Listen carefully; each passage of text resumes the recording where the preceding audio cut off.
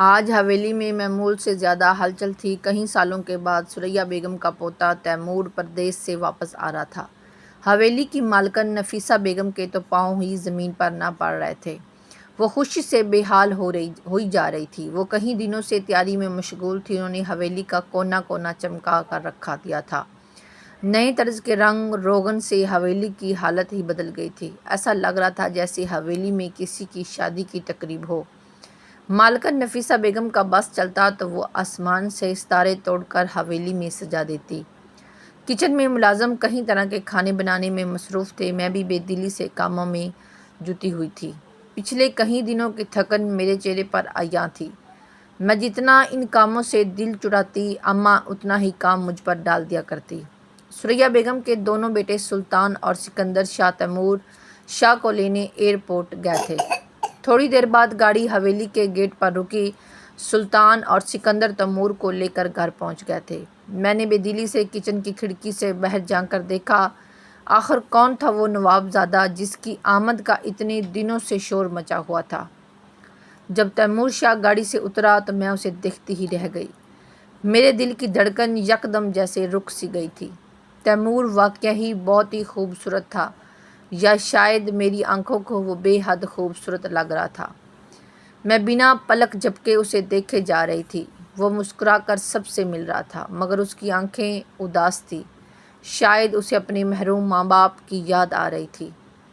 میں نے دل میں سوچا، وہاں گمسم کھڑی کیا کر رہی ہے؟ نور، جلدی سے کھانے کے برتن میز پر لگا۔ اماں کی آواز مجھے ہوش کی دنیا میں واپس لے آئی تھی۔ میں جلدی سے مڑی اور اماں کے ہاتھ سے برتن لے کر کھانے کی میز پر لگانے کے لیے بھاگی۔ میرا نام ماہ نور ہے۔ میں اپنی ماں کی ایک ہی بیٹی تھی۔ میں اماں کی شادی کے کافی عرصے بعد پیدا ہوئی تھی۔ شادی کے بعد کئی سالوں تک اماں کے ہاں کوئی اولاد نہ ہو سکی تھی۔ اماں نے کافی علاج کروایا، دم درود بھی کیا، لیکن کوئی امید بر نہیں آئی۔ آخر اماں مایوس ہو گئی۔ اس نے اولاد کی امید ہی چھوڑ دی تھی۔ تب ایک دن اللہ نے اماں کی خالی جھولی بھر دی۔ اماں کو تو یقین ہی نہیں ہوتا تھا۔ اماں ابا دونوں بہت ہی خوش تھے۔ اماں نے میرا نام ماہ نور رکھا تھا۔ ہمارے گاؤں میں سیدوں کی ایک بہت بڑی حویلی ہوا کرتی تھی۔ وہ گاؤں کے سرداروں میں سے تھے۔ ابا سیدوں کی زمینوں پر کام کرتا تھا، جبکہ اماں سیدوں کی حویلی میں کام کرتی۔ اماں کام پر جاتی تو مجھے بھی اپنے ساتھ لے جاتی۔ ظاہر ہے گھر پر میرا خیال رکھنے والا کوئی اور تھا نہیں۔ حویلی کی مالکن نفیسہ بیگم اچھی خاتون تھی۔ انہیں میرے حویلی پر آنے پر کوئی اعتراض نہ تھا، بلکہ وہ میرا کافی خیال رکھتی تھی۔ میں سارا دن حویلی میں ملازموں کے بچوں کے ساتھ کھیلتی رہتی اور شام کو اماں کے ساتھ گھر واپس آ جاتی۔ نہ جانے اماں کا نصیب کیسا تھا۔ اللہ نے اولاد کی نعمت سے نوازا تو شوہر کو اپنے پاس بلا لیا۔ میں سال بھر کی تھی جب ایک دن ابا کو بخار ہوا تھا۔ معمولی بخار ایسا بگڑا اور ابا کی بیماری اتنی بڑی کہ وہ چارپائی سے جا لگا۔ ابا سارا دن بستر پر پڑا کھانستا رہتا تھا۔ کمزوری اتنی تھی کہ ابا زمینوں پر کام کے لیے بھی نہیں جا سکتا تھا۔ اماں بہت پریشان تھی۔ اس نے حویلی جانا بھی چھوڑ دیا تھا اور ابا کی تیمارداری میں لگ گئی تھی۔ اماں نے ابا کا بہت علاج کروایا، لیکن ابا کی حالت نہ سدھری اور ایک دن ابا کا انتقال ہو گیا۔ اس وقت میری عمر 2 سال تھی۔ اماں پر تو غم کا پہاڑ ٹوٹ پڑا تھا۔ وہ اس بھری دنیا میں اکیلی رہ گئی تھی۔ اماں کا آگے پیچھے بھی کوئی نہیں تھا۔ رفتہ رفتہ اماں کو صبر آ گیا تھا اور اماں نے کام کے لیے پھر سے حویلی جانا شروع کر دیا تھا۔ ابا کے انتقال کے بعد نفیسہ بیگم نے اماں کو حویلی میں ہی رہنے کے لیے جگہ دی تھی۔ حویلی میں ملازموں کے لیے بہت سے سروٹ کوارٹر بنے ہوئے تھے۔ ان میں سے ایک کوارٹر مالکن نے اماں کو رہنے کے لیے دے دیا تھا۔ میرا سارا بچپن حویلی میں گزرا تھا۔ میں نے حویلی میں ہی قرآن پاک پڑھا تھا اور بنیادی تعلیم بھی حویلی میں ہی حاصل کی تھی۔ مجھے پڑھنے لکھنے کا بہت شوق تھا۔ نفیسہ بیگم نے میرا داخلہ گاؤں کے اسکول میں کروا دیا تھا۔ نفیسہ بیگم کی بڑی بہو حلیمہ کی بیٹی پڑھائی میں میری کافی مدد کرتی تھی۔ یوں میں نے گاؤں کے اسکول سے ہی میٹرک کا امتحان پاس کر لیا تھا۔ میں 16 سال کی ہو گئی تھی۔ میں جوان ہوئی تو شنوں نے میری مجھے میری خوبصورتی کا احساس دلایا تھا۔ ارے نور، تو بہت خوبصورت ہے، بالکل حویلی کی مالکن لگتی ہے۔ ویسے تیری شکل صورت کس پر گئی ہے؟ خالہ سے تو تیری شکل بالکل نہیں ملتی۔ شنو کہتی، میں تو بے یقینی سے اسے دیکھتی۔ کیا تو سچ کہہ رہی ہے؟ ہاں ہاں، قسم لے لے، بالکل سچ کہہ رہی ہوں۔ شنو کہتی تو میں خوش ہو جاتی۔ مجھے بننے سنورنے کا بہت شوق تھا، مگر اماں کو نہ جانے مجھ سے کیا چڑ تھی۔ وہ میرے لمبے گھنے بالوں کو تیل لگا کر کس کر چٹیا بنا دیتی۔ نہ وہ مجھے اپنی آنکھوں میں سرما یا کاجل لگانے دیتی تھی، نہ ہونٹوں پر سرخی۔ مجھے اماں کی پابندیوں سے سخت چڑ تھی۔ اماں حویلی کی پرانی ملازمہ تھی، اس لیے نفیسہ بیگم کو اماں پر بہت اعتماد تھا۔ حویلی کے تمام اہم کاموں کی ذمہ داری وہ اماں کو ہی دے دیتی تھی۔ نفیسہ بیگم کے 4 بچے تھے۔ نفیسہ بیگم کے بڑے بیٹے اکبر شاہ تھے، پھر سلطان اور سکندر تھے۔ حسنہ تینوں بھائیوں سے چھوٹی تھی۔ نفیسہ بیگم نے اپنے سب سے بڑے بیٹے اکبر شاہ کا رشتہ اپنی بھانجی حلیمہ سے طے کیا تھا، اور چھوٹے بیٹے سلطان کا رشتہ اپنی بھتیجی صالحہ سے طے کیا تھا۔ نفیسہ بیگم کے بھائی کے 2 ہی بچے تھے۔ صالحہ کے رشتے کے بدلے میں ان کے بھائی نے اپنے اکلوتے بیٹے حیدر سے ان کی لاڈلی بیٹی حسنہ کا رشتہ طلب کر لیا تھا۔ نفیسہ بیگم کو کیا اعتراض ہو سکتا تھا؟ حیدر ان کا بھتیجا تھا اور لاکھوں میں ایک تھا، اور تمام زمینوں جائیداد کا اکلوتا وارث تھا۔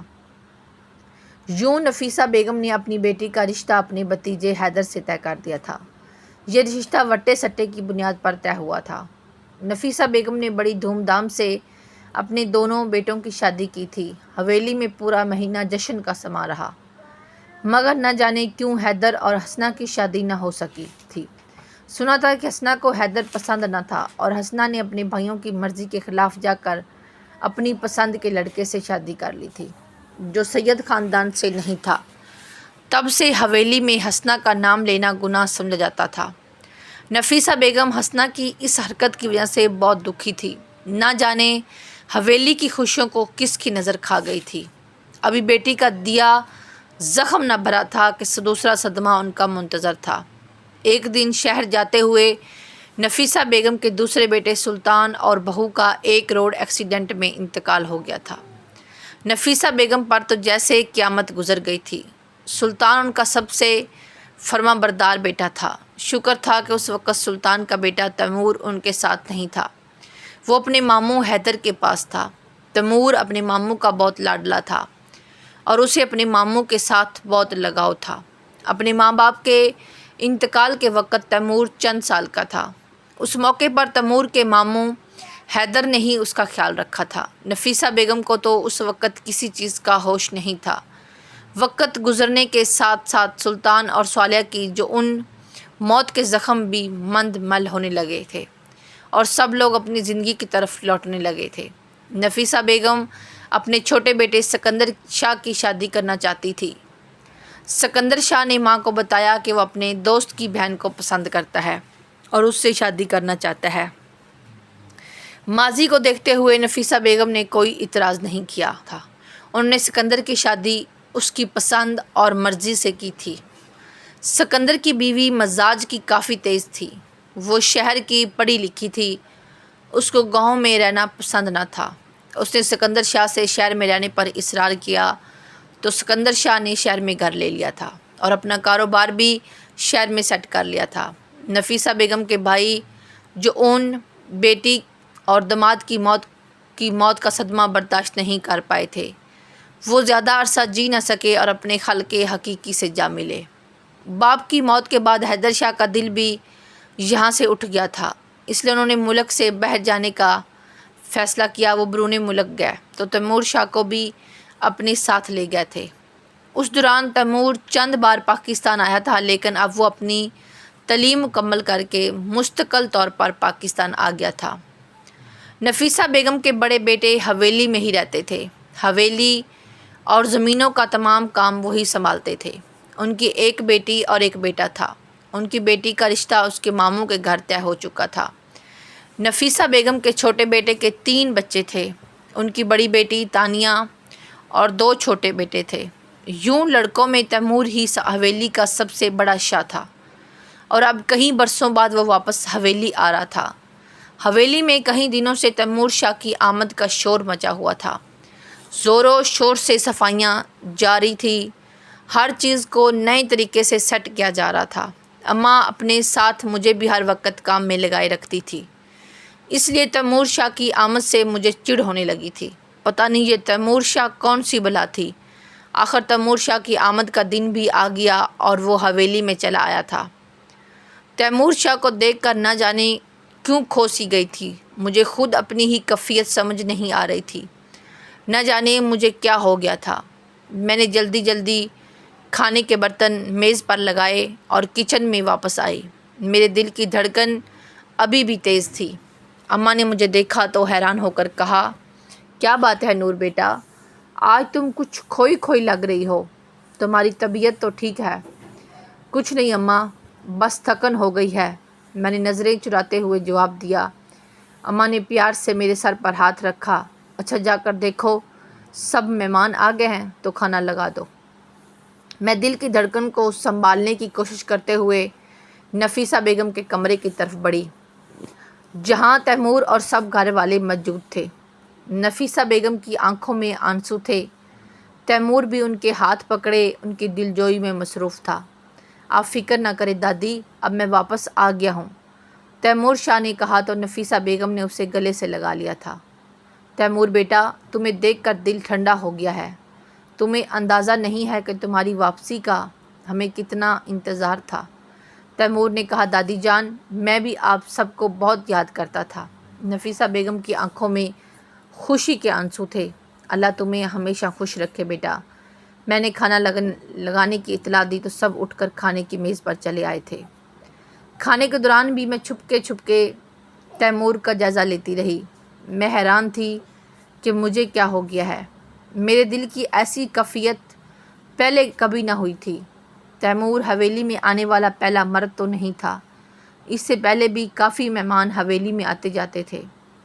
नफीसा बेगम का ख़ानदान काफ़ी बड़ा था और अक्सर उनके रिश्तेदार हवेली में आते थे, जिनमें नौजवान और खूबसूरत लड़के भी होते थे। मगर दिल की हालत आज से पहले ऐसी ना हुई थी। तैमूर शाह को देखकर न जाने क्यों ऐसा लगता था कि मैं उसे बरसों से जानती हूँ।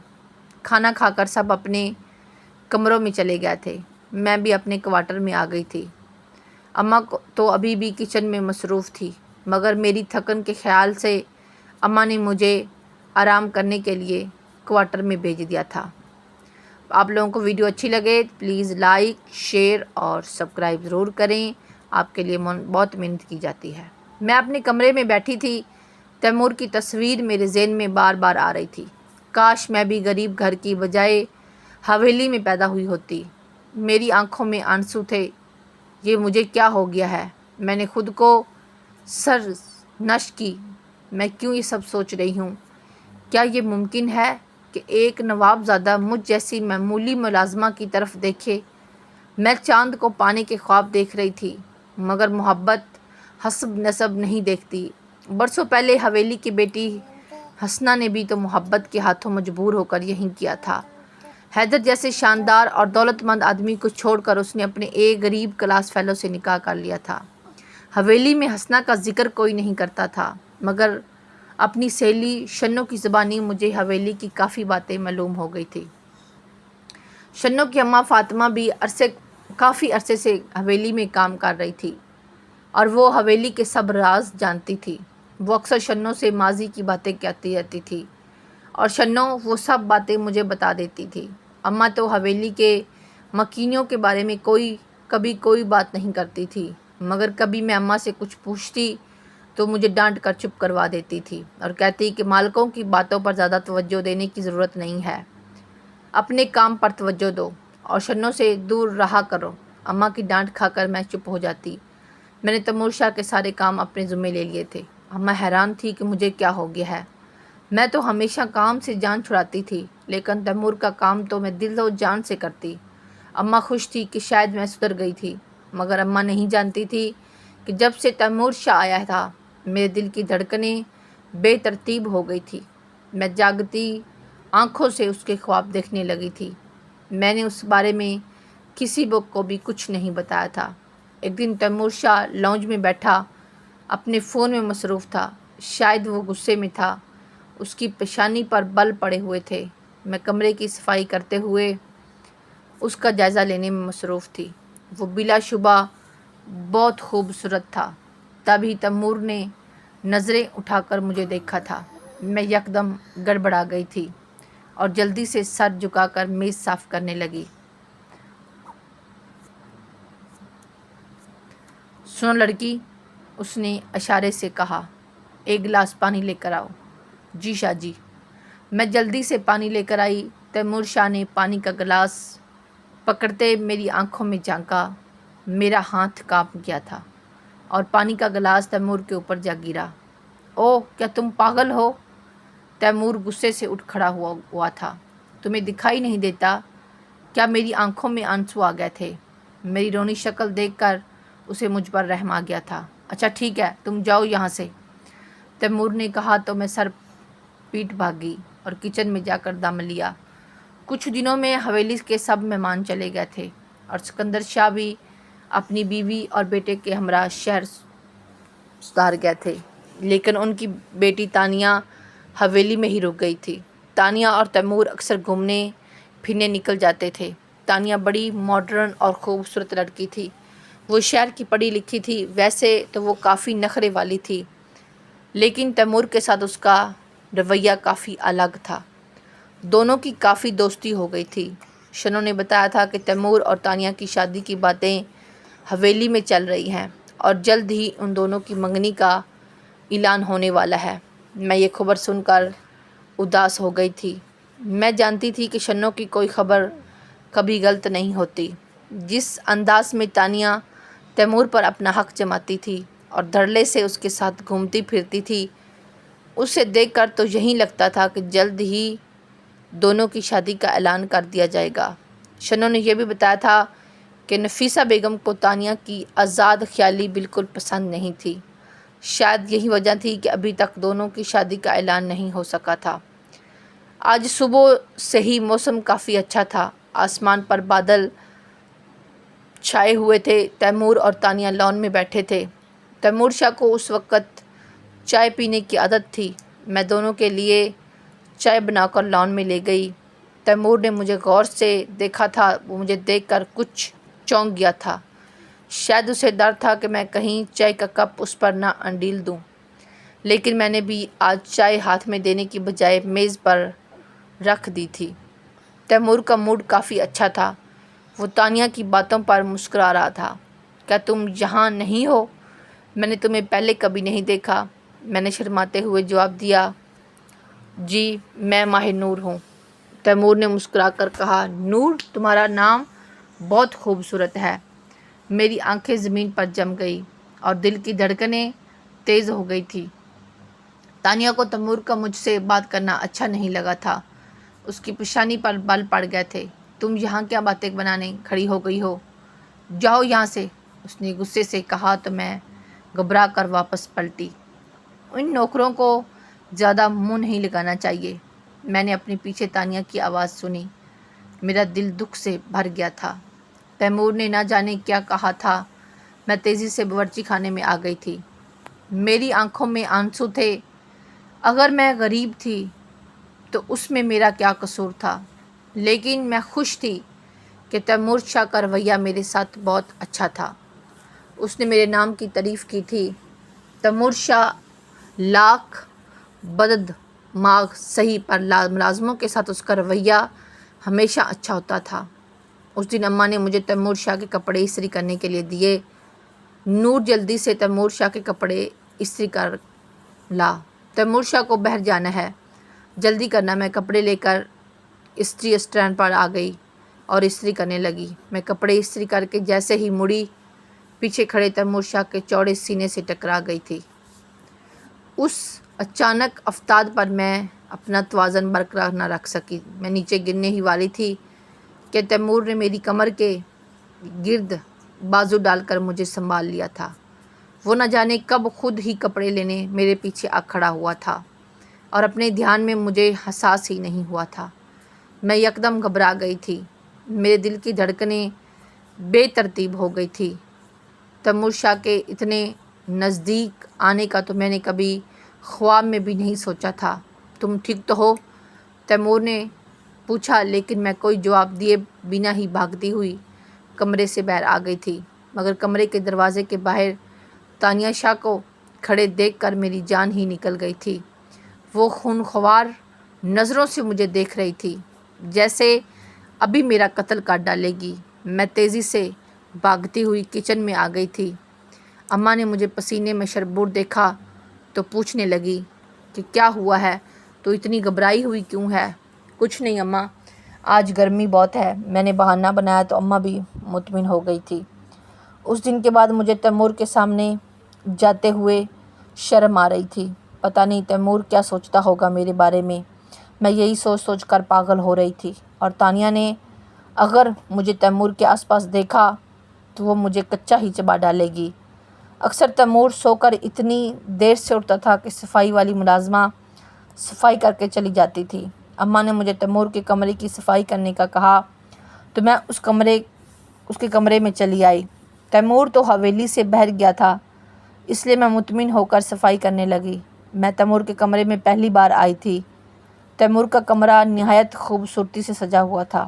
کمرے میں ایک بڑی الماری تھی جس میں قیمتی کپڑے اور ولایتی سامان رکھا ہوا تھا۔ سامنے کی دیوار پر ایک بڑی کھڑکی تھی جس سے باغ کا خوبصورت منظر دکھائی دیتا تھا۔ بستر کے ساتھ ہی ایک چھوٹی میز رکھی تھی جس پر تیمور شاہ کی تصویر رکھی ہوئی تھی۔ تیمور شاہ کی تصویر صاف کرتے ہوئے میری نظریں تصویر پر جم گئی تھی اور میں تصویر پر کھو گئی۔ اے سی کی ٹھنڈک میں مجھے نیند کے جھونکے آنے لگے تھے۔ ویسے بھی کئی راتوں سے میں ٹھیک سے سو نہ سکی تھی۔ تیمور شاہ کی تصویر دیکھتے نہ جانے کب میری آنکھ لگ گئی اور میں وہیں بستر پر گہری نیند سو گئی تھی۔ معلوم نہیں مجھے سوتے ہوئے کتنا وقت گزر چکا تھا۔ آنکھ کھلی تو میں نے چاروں طرف دیکھا۔ کچھ لمحے تو مجھے سمجھ ہی نہیں آیا کہ میں کہاں ہوں، اور جب یاد آیا تو میرے 14 طبق روشن ہو گئے تھے۔ میں ہڑبڑا کر اٹھ بیٹھی تھی۔ اسی وقت کوئی دروازہ کھول کر کمرے میں داخل ہوا تھا اور کمرے کی لائٹ روشن کر دی تھی۔ وہ تیمور تھا۔ وہ رات کے اس پہر مجھے اپنے کمرے میں دیکھ کر حیران رہ گیا تھا۔ تم یہاں کیا کر رہی ہو؟ وہ میں مجھ سے کوئی جواب نہ بن پڑا تو میں گھبرا کر ادھر ادھر دیکھنے لگی۔ اچھا ٹھیک ہے، تم جاؤ یہاں سے، ابھی رات بہت ہو گئی ہے، صبح بات کریں گے۔ جی اچھا۔ میں نے جلدی سے سر ہلایا، لیکن ابھی میں بستر سے نیچے بھی نہ اتر پائی تھی کہ تانیہ دروازہ کھول کر کمرے میں داخل ہوئی اور مجھے تیمور کے کمرے میں دیکھ کر اس کی آنکھیں پھٹی رہ گئی تھی۔ تیمور، تم اس وقت اس نوکرانی کے ساتھ کمرے میں کیا کر رہے ہو؟ اس نے خونخوار نظروں سے مجھے دیکھا۔ تانیہ کو اپنے سامنے دیکھ کر میرے حواس گم ہونے لگے تھے۔ یہ سب کیا ہے تیمور؟ تانیہ نے تیمور سے سوال کیا۔ مجھے کیا پتا، میں تو خود ابھی آیا ہوں۔ جھوٹ مت بولو، تم نے کہا تھا کہ تم آج شہر جا رہے ہو جبکہ تم حویلی میں موجود تھے۔ میں نے تمہارے کمرے کی لائٹ جلتی دیکھی تو اچانک یہاں آ گئی، اور یہ سب دیکھ کر کب سے چل رہا ہے یہ چکر؟ تانیہ غصے میں چیخ رہی تھی۔ بکواس بند کرو، ایسی بات کرتے ہوئے تمہیں شرم آنی چاہیے۔ واہ، مجھے شرم کرنی چاہیے اور تم رنگ رلیاں مناتے رہو، وہ بھی ایک ملازمہ کے ساتھ۔ Shut up! تیمور نے ایک زوردار چاٹا تانیہ کے گال پر رسید کیا تو وہ گال پر ہاتھ رکھے پھٹی پھٹی آنکھوں سے حیرت سے اسے دیکھنے لگی۔ اس کی آنکھوں سے شعلے نکلنے لگے تھے۔ تمہاری اتنی ہمت، تم نے مجھے تھپڑ مارا! اس نے چیخ چیخ کر وہ شور مچایا کہ آن کی آن میں سب اکٹھے ہو گئے تھے۔ ملازم بھی کمرے میں جھانک کر صورتحال سمجھنے کی کوشش کر رہے تھے، پر میں وہاں پر بیٹھی، میرا حلیہ بھی اس وقت ایسا تھا کہ کوئی بھی شک میں مبتلا ہو سکتا تھا۔ دوپٹہ بیڈ سے نیچے گرا ہوا تھا، بال بکھرے ہوئے تھے اور میں بیڈ پر بیٹھی روئے جا رہی تھی۔ اس صورتحال سے میں بہت گھبرائی ہوئی تھی اور خوف زدہ بھی تھی۔ नफीसा बेगम ने सबको डांट कर भगाया। क्या हो रहा है? ये सब क्या तमाशा लगा रखा है तुमने तानिया? ये तो आप अपने लाडले से पूछें और इस मुलाजमा से जिसे आपने और ताई ने सर पर चढ़ा रखा है। देखें आधी रात को क्या गुल खिला रही है आपके पोते के साथ। फजूल बातें मत बंद करो तानिया। तैमूर मेरे कमरे में था, मेरी तबीयत ख़राब थी इसलिए वो शहर नहीं गया और अभी खुद मैंने उसे कमरे में भेजा है और तुमने बात को कहाँ से कहाँ पहुँचा दिया। सोचे समझे बिना क्या तमाशा खड़ा कर दिया है। उन्होंने भी तानिया को चाट बुलाई। अब तानिया की अकल में बात आई थी।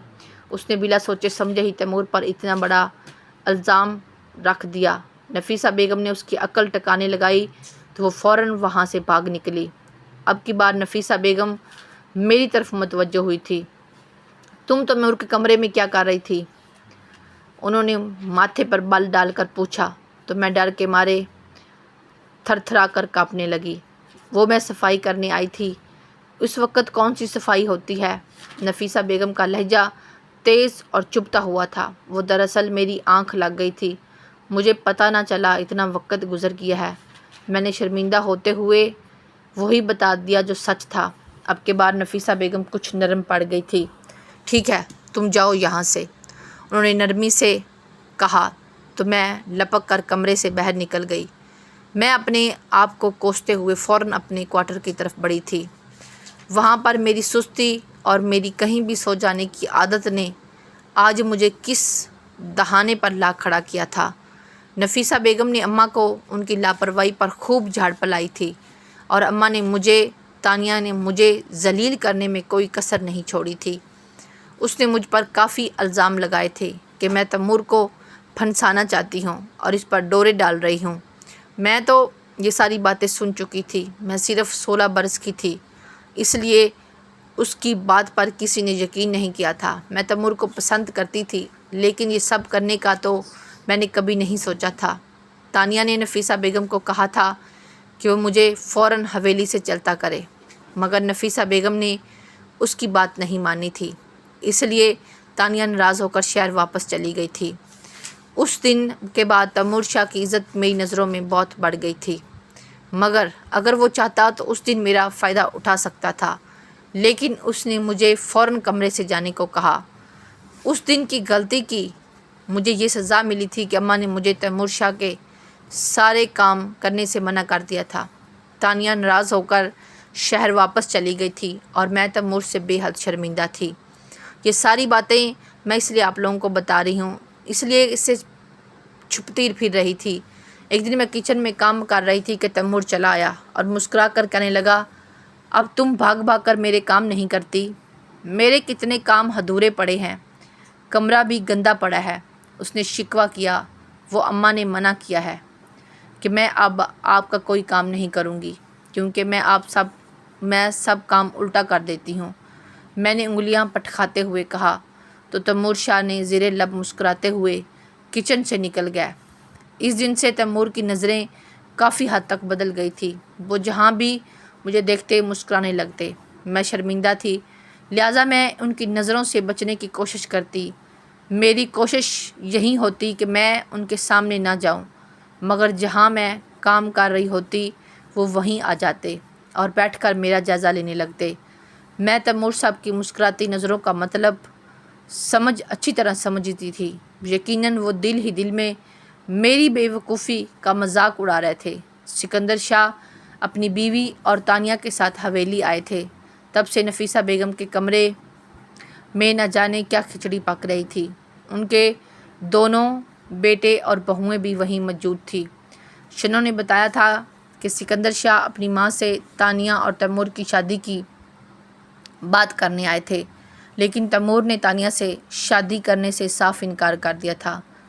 उस वजह से तानिया की माँ शदीद गुस्से में थी। आपने एक नुकरानी को मेरी बेटी पर फोकियत दी। आपको तो उसी वक्त उसे और उसकी माँ को हवेली से चलता कर देना चाहिए था, और आपने तानिया को वापस शहर आने दिया और उसको हवेली में बैठा रखा है। सिकंदर शाह की बीवी ने कहा, अम्मा आप जानती हैं कि तानिया बहुत जज्बाती है। तानिया के लिए बहुत रिश्ते हैं, لیکن وہ تیمور سے شادی کرنا چاہتی ہے، اور غلطی صرف اسی کی نہیں ہے، تیمور کی بھی ہے۔ آپ تیمور کو سمجھائیں کہ وہ اس رشتے سے انکار نہ کرے۔ سکندر نے کہا، تیمور پہلے بھی تانیہ سے شادی پر راضی نہ تھا، میں نے ہی اسے راضی کیا تھا، لیکن اب اس نے صاف انکار کر دیا ہے۔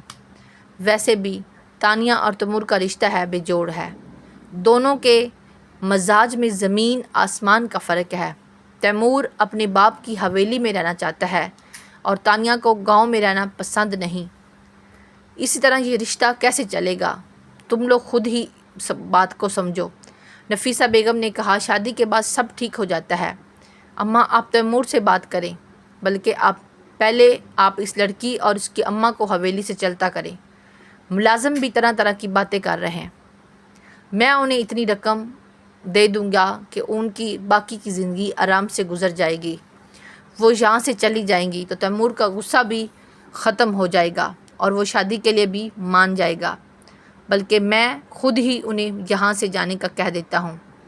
سکندر ہنسا اٹھے تو نفیسہ بیگم نے انہیں روک دیا تھا۔ نہیں سکندر، ماہ نور یہاں سے کہیں نہیں جائے گی۔ کیونکہ اماں، آپ ایک نوکرانی کی اتنی طرفداری کیوں کر رہی ہیں؟ آخر وہ ایک ملازمہ ہی تو ہے۔ سکندر شاہ نے غصے سے کہا، تم یہ بھول رہے ہو، سکندر کے تیمور کو حیدر اور اس کی بیوی نے پالا ہے، اور تیمور شاہ کا رشتہ طے کرنے کا حق بھی انہی کا ہے، اور انہوں نے تیمور کے لیے ماہ نور کا انتخاب کیا ہے۔ تیمور کو بھی اپنی ماں کی پسند پر کوئی اعتراض نہیں، وہ دل و جان سے راضی ہے۔ یہ آپ کیا کہہ رہی ہیں؟ اماں، سکندر شاہ حیران رہ گئے تھے۔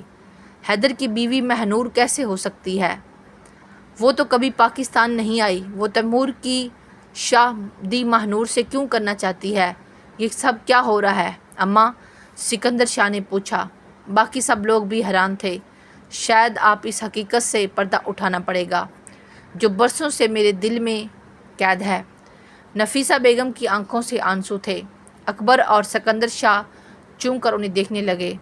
نفیسہ بیگم ماضی میں کھو گئی تھی، جب وہ خوشی خوشی اپنے بیٹے کی شادی کی تیاریوں میں مصروف تھی۔ آپ تو بھائی کا رشتہ طے کرنے گئی تھی نہ، پھر آپ نے حیدر سے میرا رشتہ طے کیوں کیا؟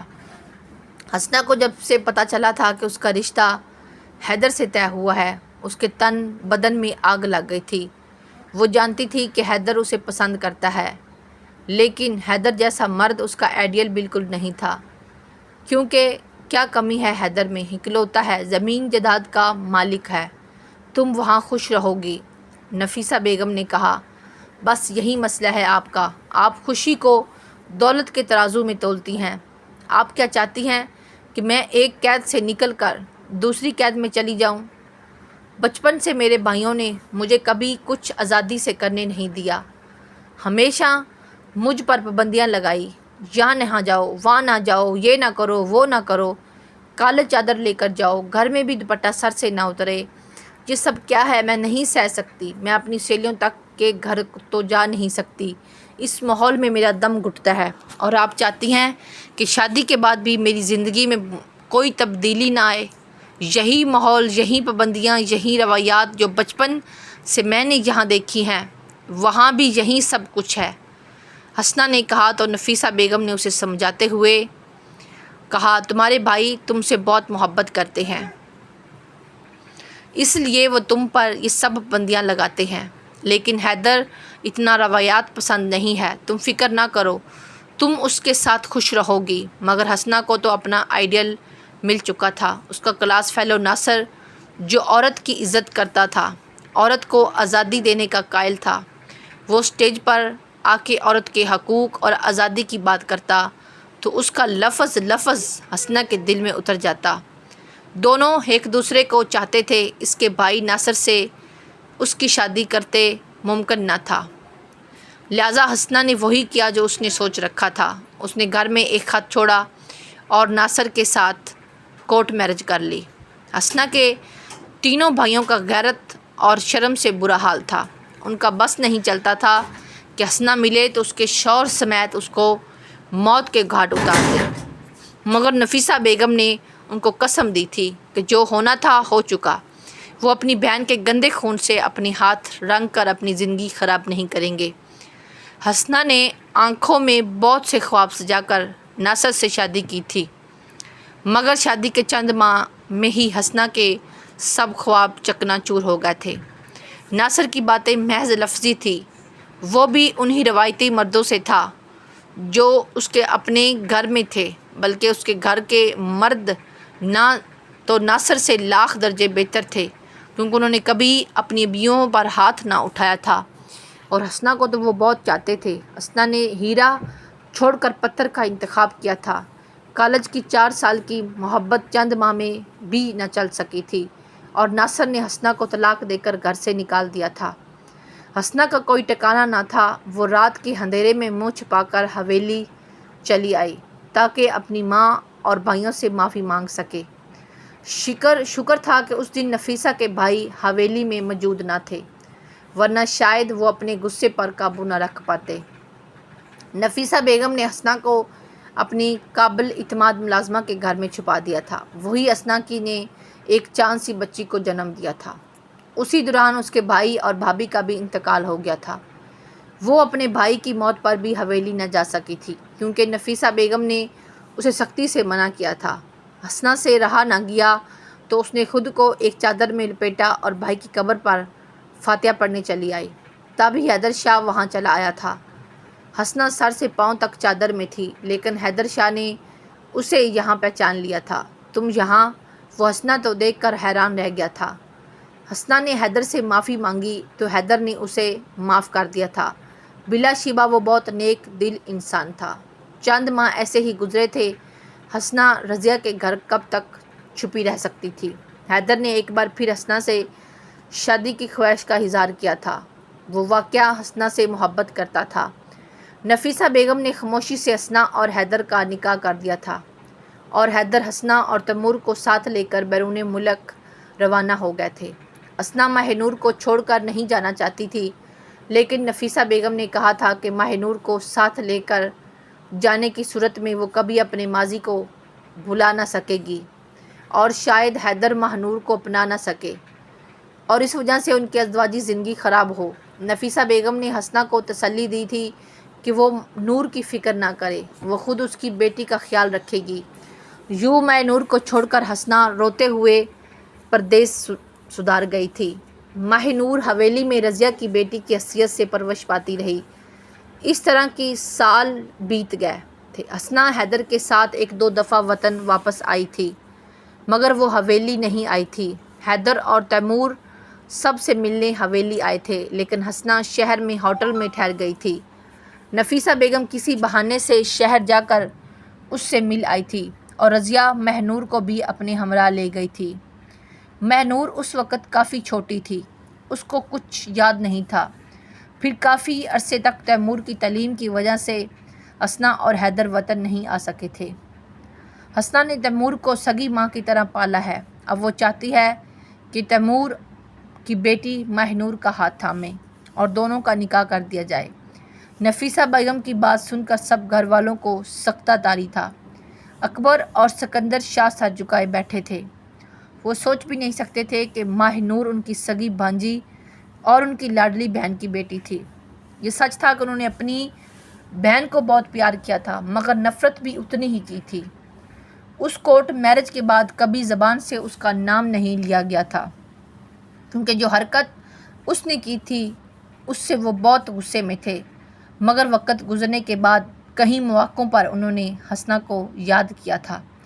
حویلی میں جس نے یہ خبر سنی حیران رہ گیا تھا۔ ماہ نور حسنہ کی بیٹی تھی۔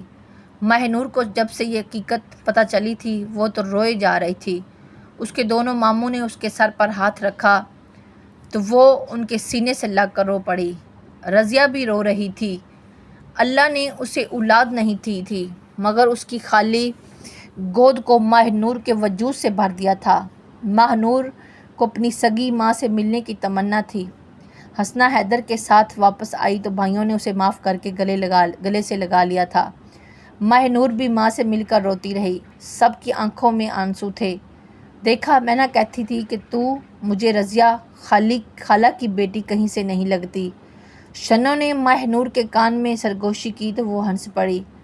महनूर और तैमूर का निकाह बड़ी धूमधाम से हुआ था। महनूर को तो यकीन नहीं हो रहा था कि वो तैमूर की बीवी बनने जा रही थी। उसने अपने रब से तैमूर शाह को पाने की जो दुआएं की थी वो कबूल हो गई थी। तैमूर और महनूर का निकाह हो गया था और एक बार फिर मैं तैमूर के कमरे में आ गई थी।